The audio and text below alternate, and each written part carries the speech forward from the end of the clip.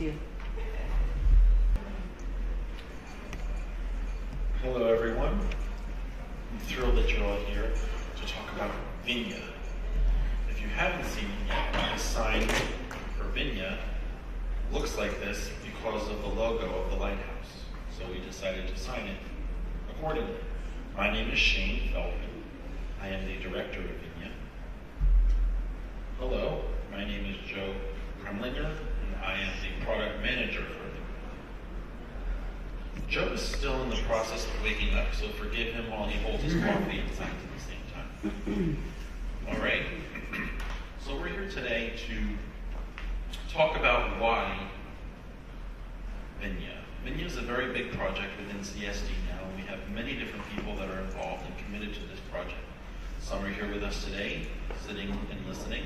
Some of you may be very familiar with Vinya, so what I will be talking about won't be so surprising for you, but some of the more new people here will get an understanding of what we're doing, what our goals are, what we're working toward. You heard Chris talk about two important concepts in the meeting earlier. The first was about the fear of what's out there, the frightening things, the dragon.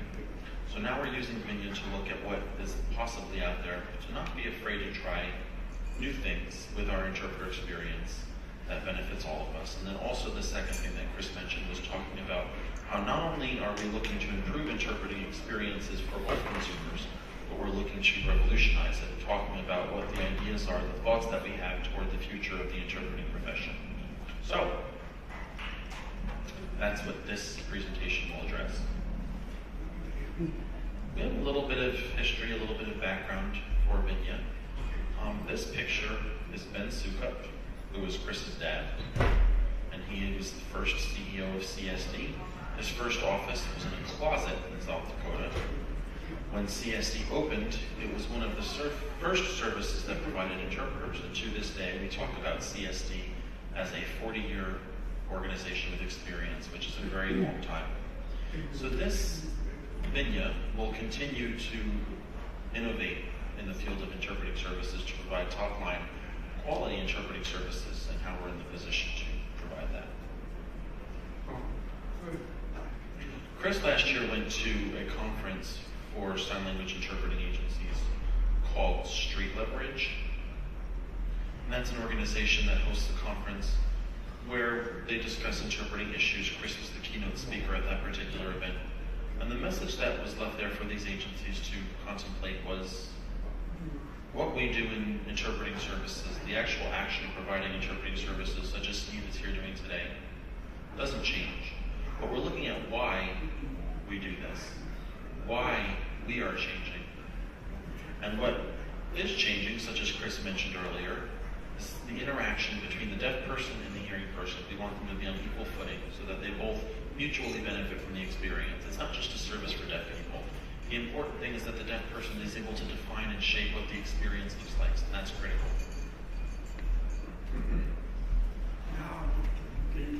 Now I want to engage you a little bit in the thought process. So I'm going to describe interpreter A. Joe, you're interpreter B. Okay? Interpreter A is a recent graduate from an ITP program. ITP is Interpreter Training Program. They just graduated, they got their certification. Their sign language skill is moderate, pretty good. They're not the best, but their attitude is outstanding. Their customer service is top-notch. They are a great person to work with. Interpreter B. Let me give you a vision of Interpreter B. This person is very seasoned. They sign amazingly, but their ethics are sketchy, and they like to gossip. And their attitude is a little bit of a turn-off. They feel like they know better than everyone else about the experience. So let me ask you, if you were to go to a doctor's appointment, which interpreter would you rather have? Interpreter A or B? Which would you prefer? A for your doctor's appointment? Raise your hand. Who prefers interpreter B? Okay.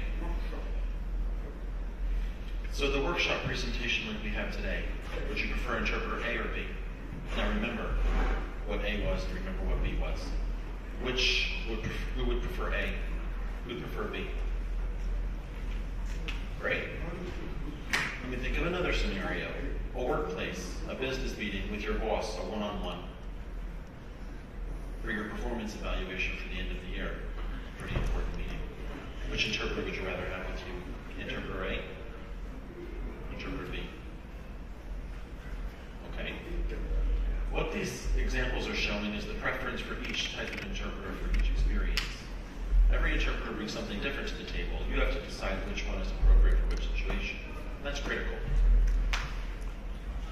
And you know, we know a lot of us have tools at home that we have in a little container. Different types of wrenches, different types of screws, screwdrivers. Why do we have those? Because each job requires a different type of tool.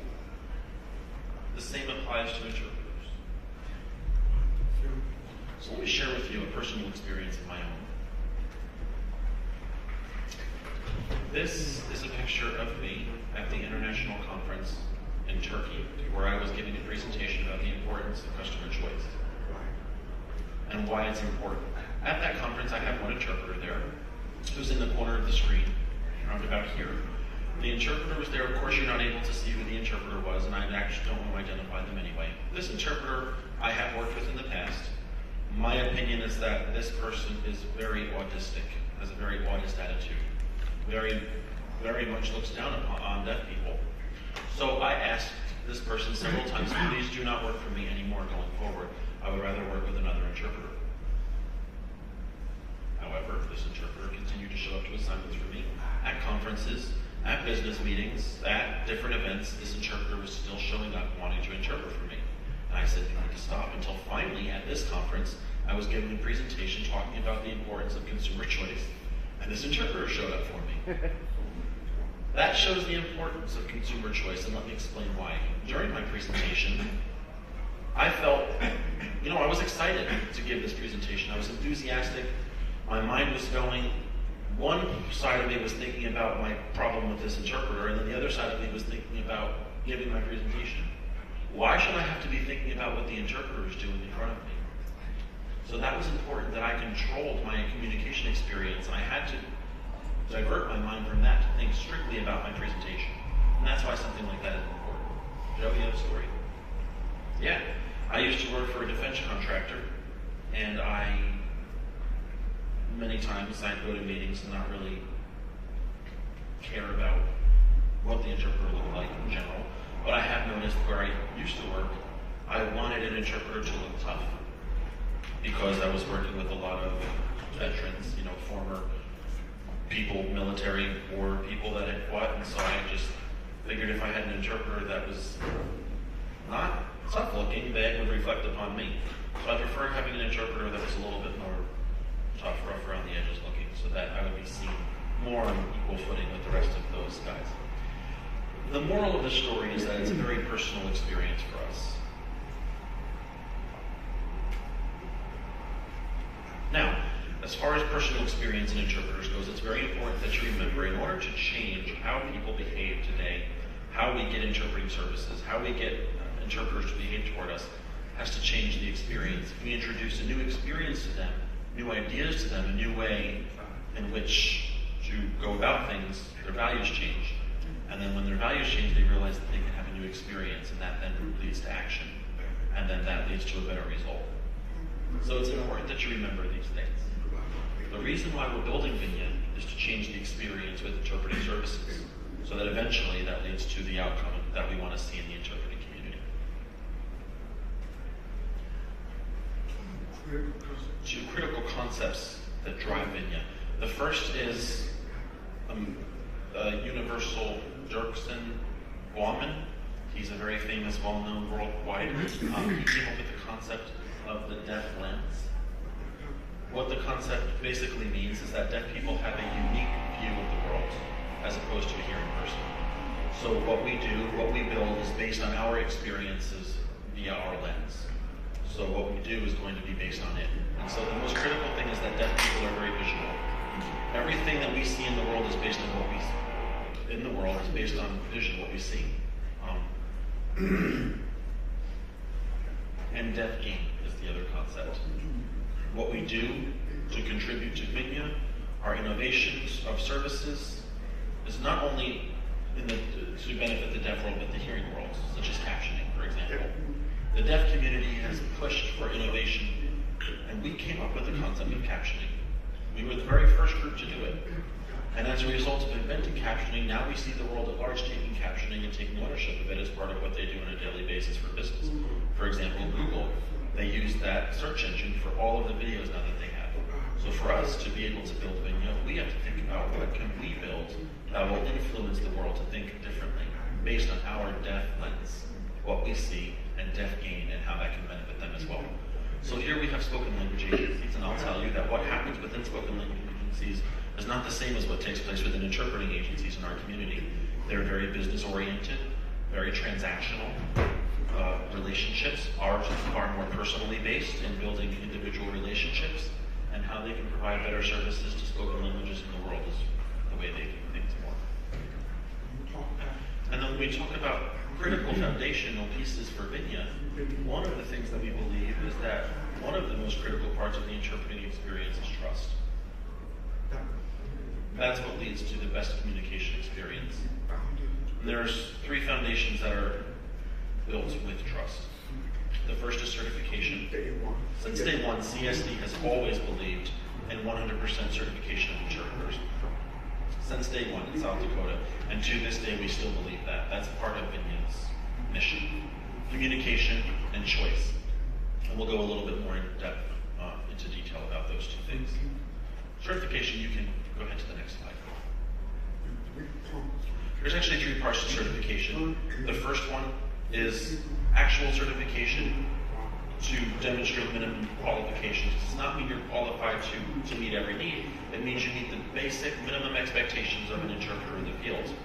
And the defense of that is, remember this situation? The Mandela funeral? What happened in this scenario is where we had hearing people hiring someone who they believed was qualified to interpret. Are hearing people the best ones to determine the right interpreter? The answer is no. They don't know. They don't have the tools in place to make a decision about what's appropriate. And that's why certification is important, and that's how you can implement it. People think, oh, in South Africa, that's there. This will never happen in the US, but it does happen here. It's the type of situation, for example, oh, I know sign language, I can finger spell, and I can sign a little bit. So they go into a doctor's office and say, hey, let me work for you. The doctor says, oh, great. So they call this person for an appointment. We hear horror stories about that all the time. That happens in the community regularly.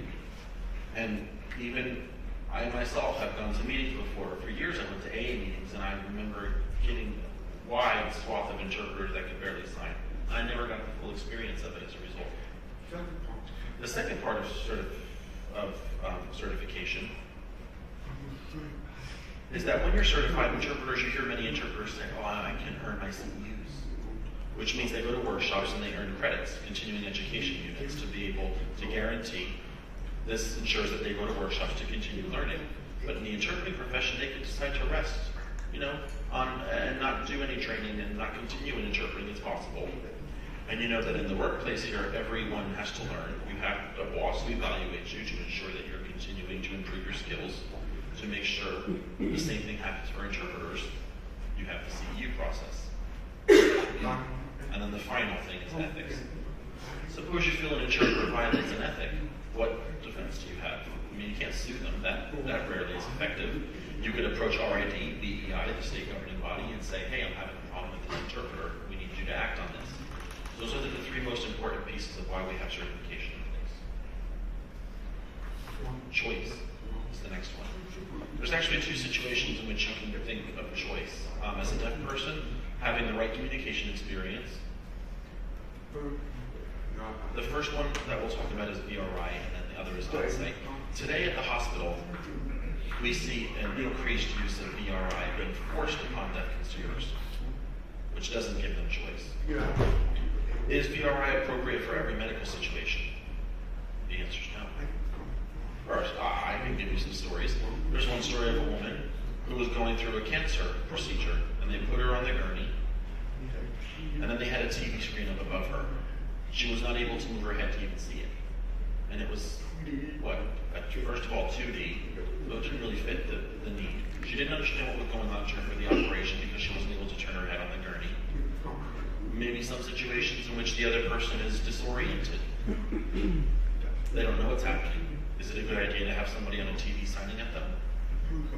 I've heard some stories in which there were a mentally challenged patient who didn't know the difference between reality and what was not real. And then they see a TV screen with an interpreter coming up. They don't know if that's even a real person or not. So you can imagine other situations in which VRI would not be appropriate. So that experience has been forced upon us, and we believe that the consumers have the right to choose what is the most appropriate scenario, the most appropriate accommodation. For example, she goes for physical therapy, Rebecca goes for physical therapy, and she thinks, I'm going to get VRI, I'm comfortable with that. So she chooses that. While Maria wants to go, and she says, no, I'm not comfortable with VRI, I really would prefer, I have to sit down on a wall and roll my leg, I'd rather have a real life interpreter. So there's different solutions for each of you, and you get to determine what best suits your needs. So we believe that many people within the deaf community are resistant to VRI because of the experience of having it forced upon them. Once it becomes a choice, they would be more amenable to trying something new with VRI and trying to use it in different situations. There's actually been research done by a woman, an interpreter. Her name is Pamela Collins, and this quote here was the role of schedulers. Schedulers at interpreting agencies are the person who receives the phone call from a doctor's office or from any other employer or business and says, hey, we need to schedule an interpreter. The first priority is to fill the assignment. Now, many agencies are going to say, oh, we will support customer preference. We will let the deaf person choose their interpreter. But does that actually happen in practice? The answer is no. The most important thing is satisfying all of the needs that they get phone calls for. So today we've got Ivy and Rebecca who work right now at CSD, and they fill jobs. And I can tell you that their goal right now is to call and find the first available interpreter to fill the job. Am I right? So what type of problems can that lead to?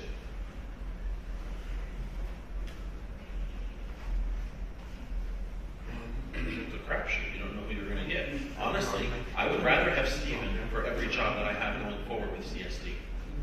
I wish I could, but sometimes I don't know who I'm going to get when I request to an agency. With CSD, at least I can control the experience. Do you have anything? I forgot my story.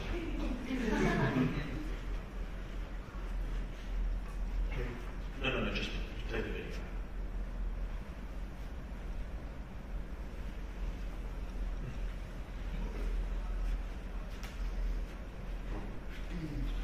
So Stephen, our star here, is here.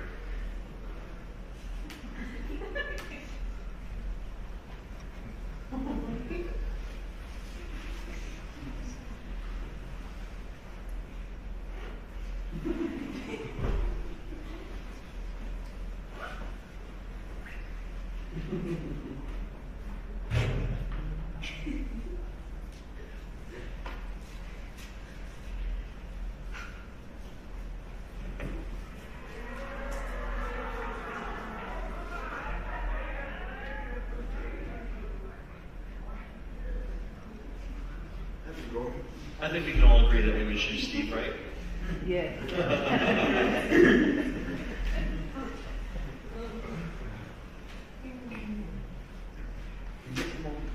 So the next most important part of building trust with the interpreting experience is communication. Now, it's easy to say that any good, qualified interpreter can provide service, and it will be an excellent experience, but that's not true. When you go to a job, a lot of communication requires work to take place before and after. So, for example, here's an example menu before, what it looked like.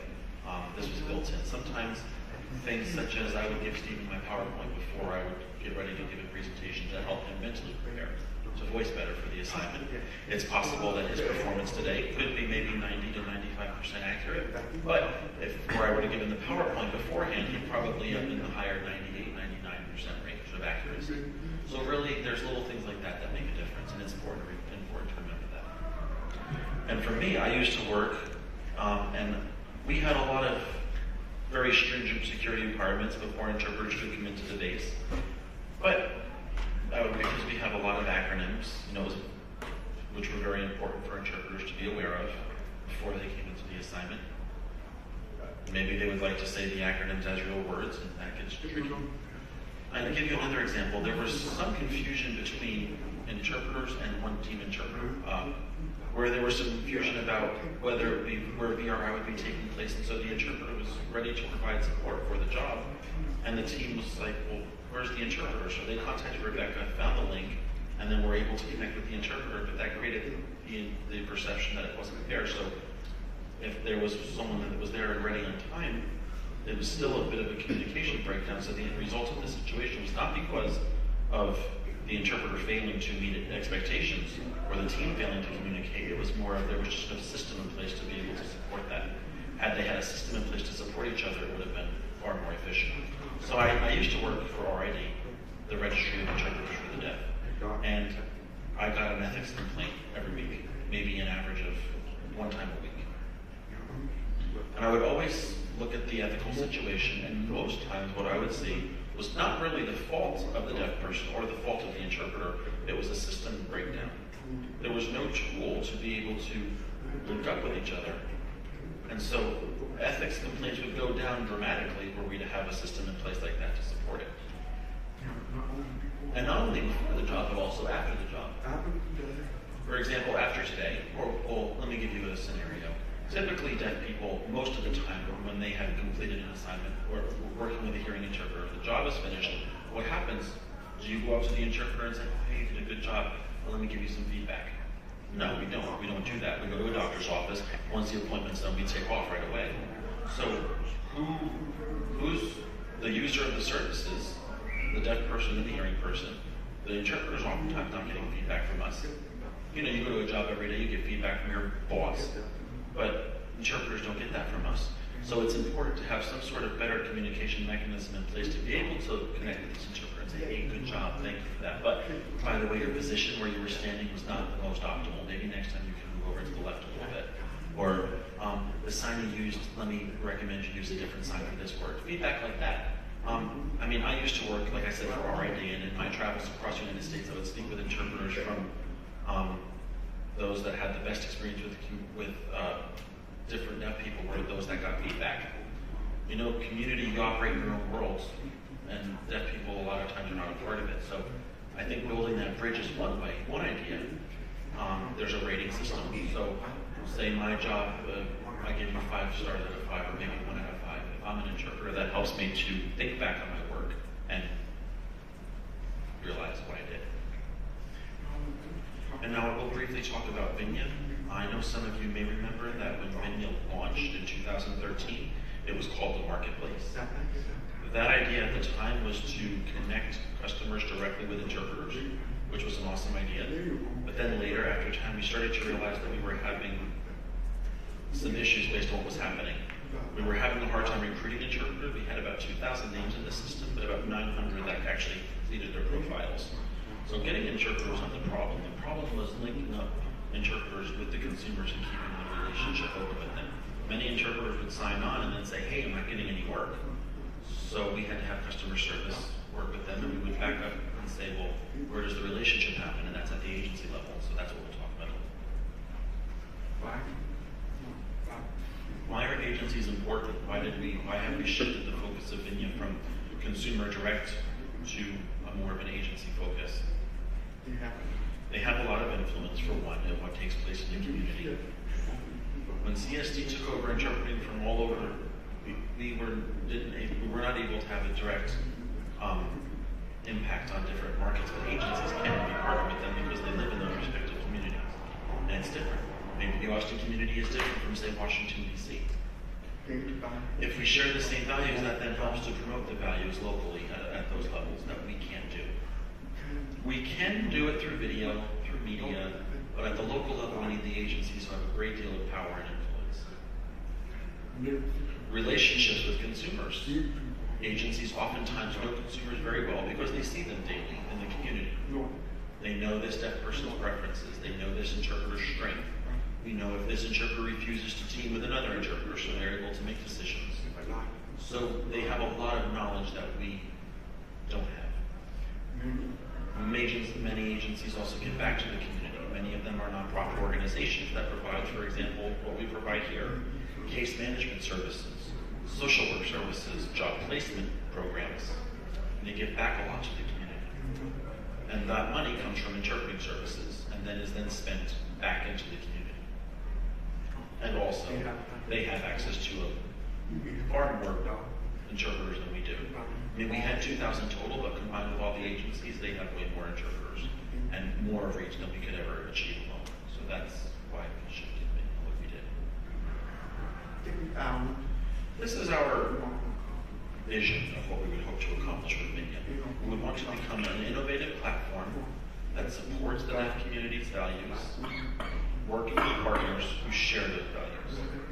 And why that's important is because our sales team have talked with many different agencies, and we've actually decided not to work with some agencies because we felt that agency's values were not in harmony with our own. So we wanted those agencies that do share our same values. For example, in the beginning we talked about one large agency that wanted to work with us, but they said that they were not willing to support certification requirements 100%.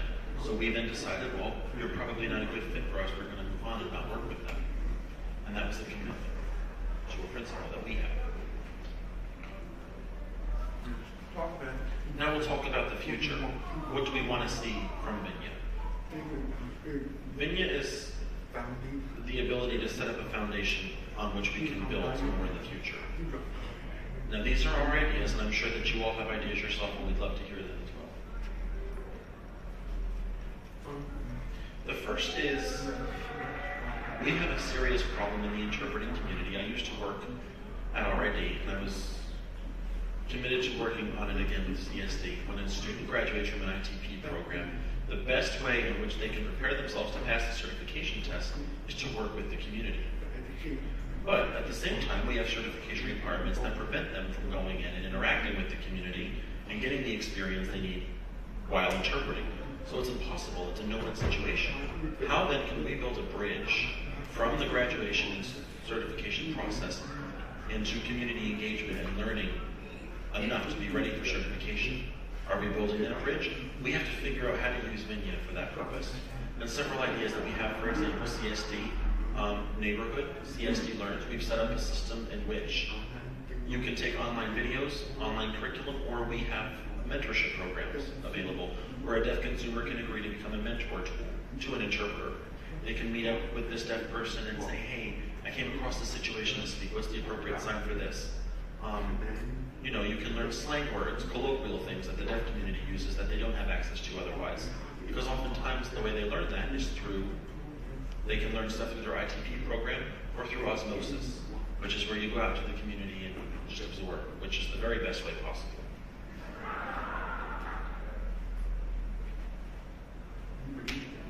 We believe that the VRI experience today is not optimal. Oftentimes, one of the problems is that VRI has a separate scheduling platform. So when we ask interpreters if they're available to use the technology, it can be awkward and not easy to use. It should be a much more seamless process. We're also proud of Vinya because we support up to 4 screens on the VRI platform. Who has used VRI? Have you ever used VRI one-on-one? Or have you ever tried adding a third or a fourth party? The reason why that's valuable is because it allows a team interpreter to be on the call for a long meeting, or for a CDI to be added into the call as well, or for the addition of another hearing person that calls in. So you can actually see body language, you can see, tone a little bit better from someone signing, or you can feel more connected with someone. Oftentimes a deaf person watches an interpreter, we have no idea if that interpreter is accurately reflecting this other person's affect, whether they're angry or excited. So what someone says can be matched with their body language, and if you can see that, it's far more beneficial. One idea that I had after we thought about was that deaf people, let me ask you, when you see an interpreter signing, how long does it take you to determine whether or not they're a good fit for you? Raise your hand if it's about 10 seconds, 15 seconds, 30 seconds, 1 minute, 2 minutes. For you deaf people in the audience, how long does it take you to realize? 10? 15? 30? 1 minute? 2? More than 2? Okay. What that means is that it really just takes a very short amount of time to find the right fit for you. If you can click on a video screen for 1 minute and introduce yourself, hi, my name is Shane. I am going to be your interpreter today. Let me tell you a little bit about myself. From that brief interaction, I can see, are they meek? Are they assertive? Are they confident in themselves? Do they lack a bit of confidence? How's their posture? What's their comportment? What does their clothing look like?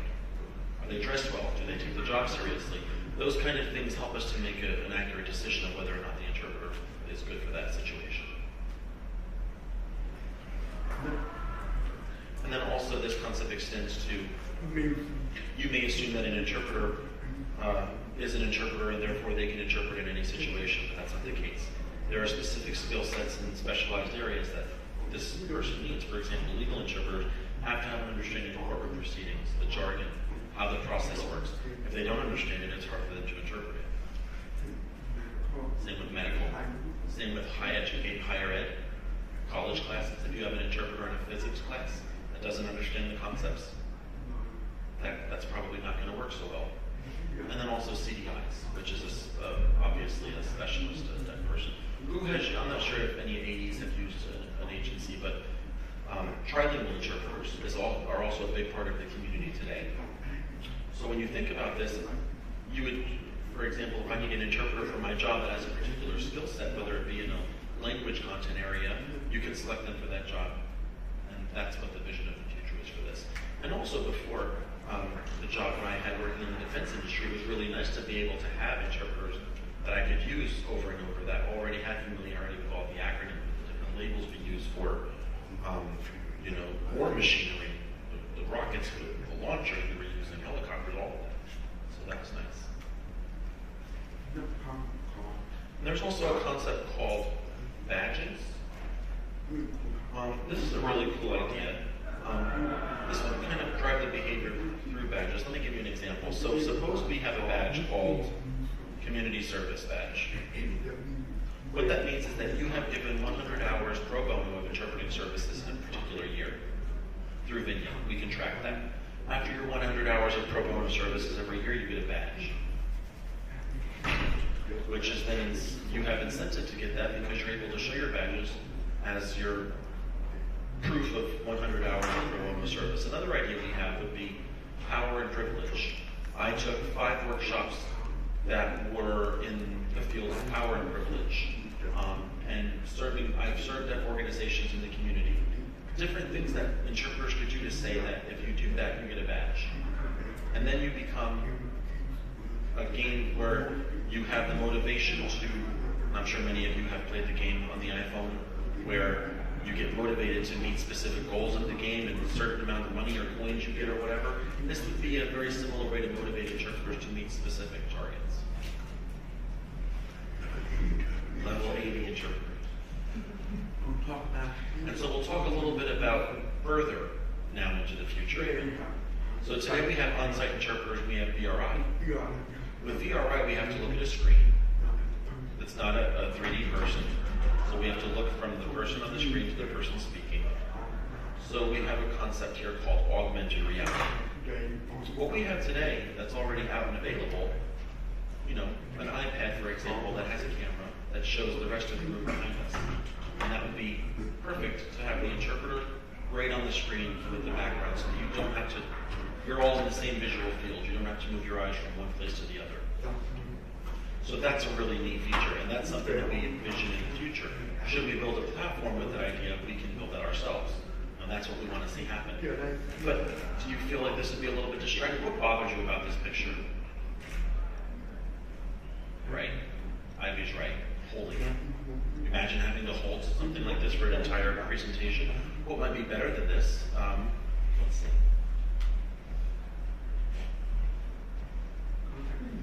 Contact lenses. Maybe in the future of augmented reality, we have a contact lens where you just look and see the interpreter anywhere you go. They're just always in your eye, right at the bottom. That's pretty cool. Who wants that? But there's a challenge with this. What is the problem with this? That's right. I can see, but how do I reply back? Who has the idea for that? Our camera. following you. Well, we'll wait for you all to come up with the idea and then tell us so we can put it in our design plan. But yeah, and then hopefully you'll be here to build it for us. We're headed to our to-do list. So who's the team leading this? Some of them are clearly here today. We have our account executives. We have Alex, Sunny, who work on the project. Would you mind standing, both of you, please? Alex and Sunny. Cheers to them. These two are responsible for getting customers and then supporting customers to have a great experience. Product manager over here, Joe. He's figuring out how to make sure that our team all works cohesively with all the other teams. Customer representative Ivy and Rebecca, stand up, you two. Today they scheduled all the interpreters. They know all the ins and outs of Vinya, and so when we change over to supporting customers full time, they'll be able to know how to explain everything to them. Software development. Who's the guys here from the software team? Lenny and you all stand up. Wow. Looks like your guys' full team is in here. I'd like to take a moment to thank all of you groups. I know that it's not easy. It's very challenging. It has been for the past couple of years. First we were greenfielding, then we were building the product, and then our customers have experienced a huge difference. What we see ourselves and what the customers see, they're so excited about it. So thank you all for your time and your commitment to it. Vinya would not be possible without all of the awesome support and commitment of our software development team. So simple as that. Thank you guys. And Creative, we have a few people here from Creative.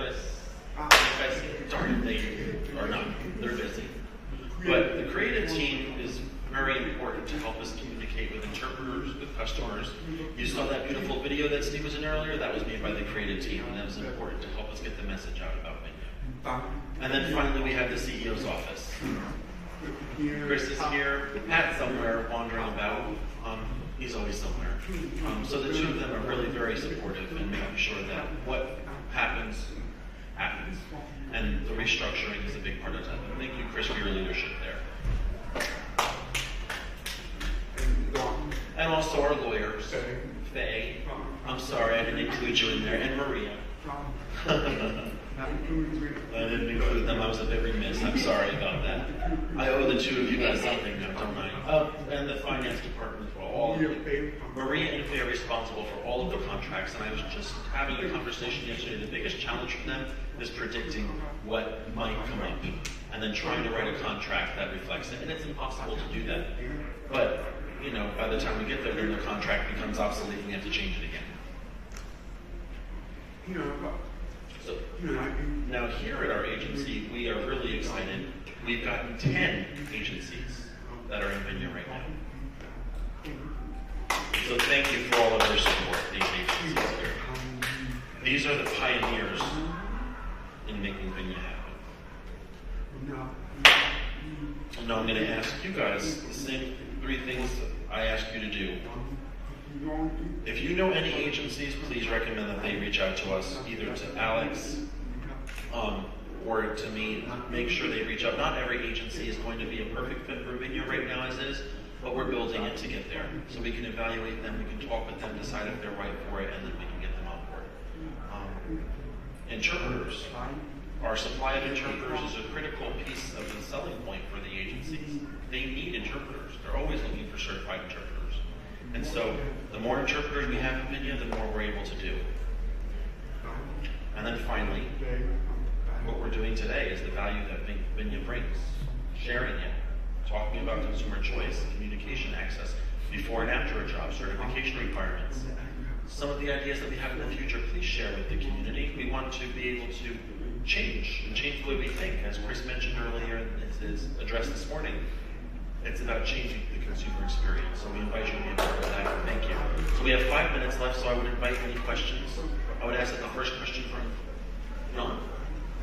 Jan, did you have a question? Yeah, I'm really excited. The first thing is I'm really excited and looking forward And I know you've talked a lot about predictability in the future, what Vineyard's going to look like, and that's exciting, right? We can see, like, you know, the VRI screens and integrating a person, live interpreter on the screen. One question I have for internal communication is that how do we know what's going to be going on toward that end goal? Like full communication, updates about Vinya and the improvements and enhancements. Well, communication, we do have periodic bi-weekly release notes where we make upgrades to our system. Sometimes we do things like letting the agencies know what changes they may expect within the following week. But I think for, just in general, for the greater community, no, that's Shane's thing. I think for CSD, for the team, we've got Sonny who's responsible for all of the internal communication, which means that whatever he learns, whatever is coming soon, he is responsible for sharing within CSD as it gets closer. But I think a long-term goal, a good point you made, John, is how we can look at describing what we're working on, what we're trying to meet on our roadmap, like with CAG, for example, and then we had choice, and then for level 3, 4, and 5, we talked about how we envision the future.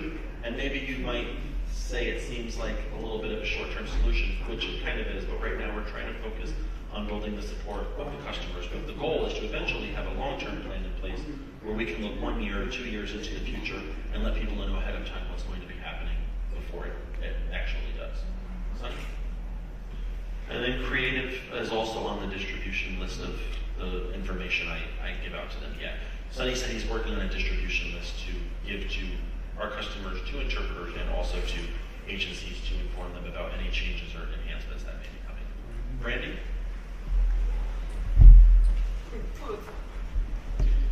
When we first opened Vinya several years ago, we looked at the biggest competitor, which was LinguaBee. And since that time, we have changed to the more agency-centric model now. So are we still doing LinguaBee as a competitor? That's a great question. We actually have two types of competitors. The first group of competitors would be our platform competitors. For example, Interpreter Intelligence, GridCheck, ERSP, which is another scheduling platform that an agency can purchase. Those would be our competition to sell, to make sure that our system would be able to top theirs. Ours is based on the DefLens, mind you. So then the second group of competitors is how we ensure that our agency partners are competing with places like LinguaBee, with Sorensen, which is now getting into community interpreting. Also Stratus Video. How do we ensure that the agency can compete with them? So we have two different types of competition that we're facing. And our primary is the scheduling platform for now to ensure that the agencies are competitive with those other companies, such as LinguaBee, Stratus, and whatnot. Would you mind just one more question? One final question, anyone? Yeah. Let me decide. At the beginning of the presentation, you emphasized the features of Marketplace, like consumer choice and reviews. And since we closed Marketplace and we're agency focused, we've lost those customer-centric features. Like they must interact through the agency. And even though Vinya has interpreter choice, it's agency-facing, not customer-facing. So this year, will we emphasize more customer-facing features and even potentially get a client-facing app back so that those features that were great about Marketplace can be restored to the current version?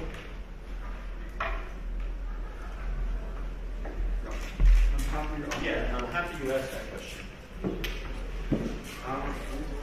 Our overriding priority right now is how can we meet the minimum needs of the agency to continue the scheduling platform operations. But the goal is always to make it consumer-centric, the system. How to be able to support the consumer experience. So what we're telling agencies right now is what we have in Marketplace, the principles there, how do we then transplant those over to the technology, to the new agencies to be able to run themselves. So our goal is to build it back in, yes. And you're going to make that happen with your guys' help too, and the whole software.